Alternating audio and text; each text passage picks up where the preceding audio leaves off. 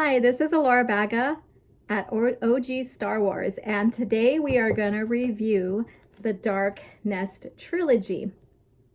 So this series is by Troy Denning, and it happened around 35 to 36 ABY after the Yuuzhan Vong were defeated, or after the New Jedi Order series. Now this takes place in a time when they finally have some peace, but they're still in turmoil. And the Killick and the Chiss are involved in a border dispute. And we see the Jedi that were involved in the Merker defeat, where Anakin Solo got killed. They are called by Raynar Thule for assistance to help with battling the Chiss. And the Chiss go to the Galactic Alliance for help and also in frustration. And they talk also with Luke Skywalker because they are Jedi involved. An insectoid species called the Killick have been expanding beyond their borders, encroaching on Chiss territory. All of the Jedi survivors of the mission to Merker in Star by Star were notably those who were students at the Jedi Academy on Yavin 4 and then Young Jedi Knight series. And so these are books to listen to, or to not listen, I do listen to Audible, to read, are called through the Force to help, and they depart into the unknown region of the galaxy. The Chiss lodge a formal complaint accusing the Jedi of interfering with their border dispute with the Killick. So there we have the conflict going on. Even though they are done with the war against the Vong and they're supposed to be in peace, there's still conflict.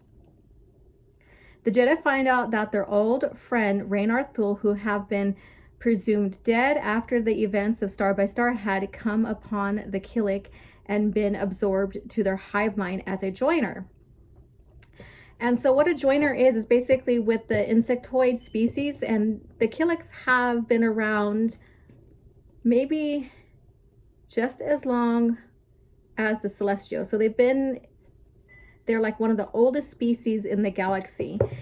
And what a joiner is that if you stay with the hive for a long period of time, the pheromones of the Killick start affecting your brain and you become a joiner, which means you start thinking and acting as they are, and you're not an independent anymore, and you are a we, and you're all not a single thought, you are thoughts of the many of the hive. Thule has been influenced the hive mind from the top, and is the reason the Jedi have been drawn into conflict so early. All right, so this goes back to the hive mind, and because of his strong will, and he was a Jedi, he changed the hive mind of the Killicks to be survivors, to be caring, and to want their hive to thrive. And so they become, I guess you could say, more intelligent in the way they live. The Jedi find that they too are at risk for being absorbed by the collective conscience of the rest of the nest, since the collective accepts even non-insect species. Meanwhile, Tenokal, the queen mother of the Hapes consortium, has become pregnant by Jacen Solo. So now we see that we also have Jacen Solo and Tenokal, who were always longtime friends and had that relationship. She now becomes the mother of his child. And so that's all I'm going to say with that. And it's very compelling. And Alana is very critical to the stories from here on out, into the legacy of the Force and into the fate of the Jedi especially. And so I recommend read. 1 year after the events of the Joiner King Jaina and Zekk, who as a team to track down smugglers, they find evidence indicating that the Gorog, or the Dark Nest, are alive and somehow involved in smuggling.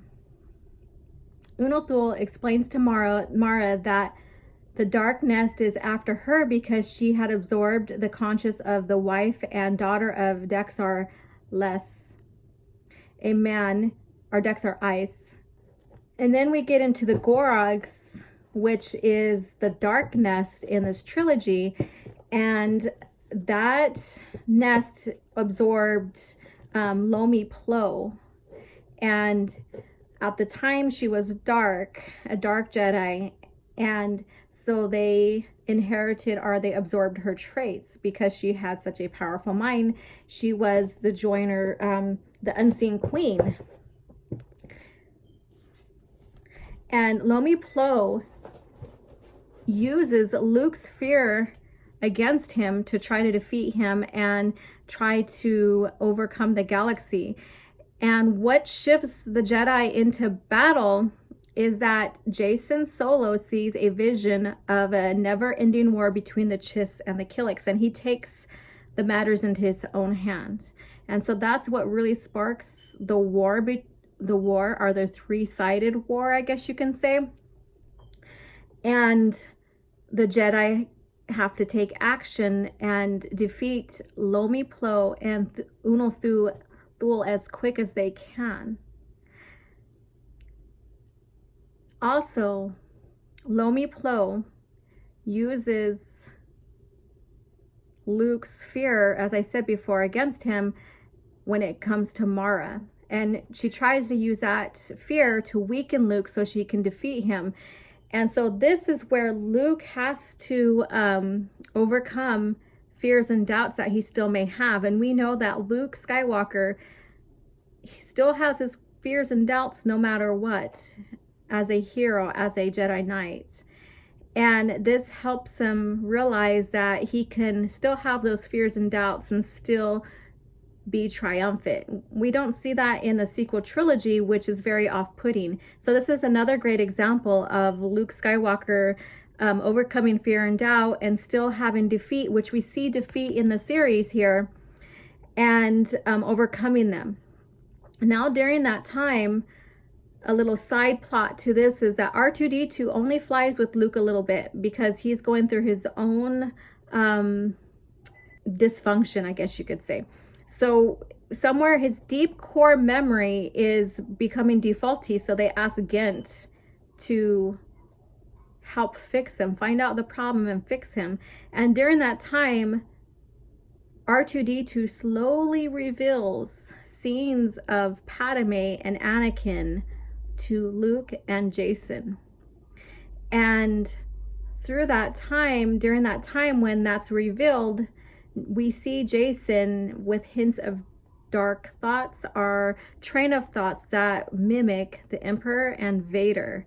So it's very compelling. We start seeing Jacen turn here a little bit. And Luke is very shocked with some of the scenes that he is shown, and R2 is very reluctant showing the scenes to Luke because R2, in his little memory mind protocol, not protocol, but his own little database mind, he's trying to protect Luke from the truth.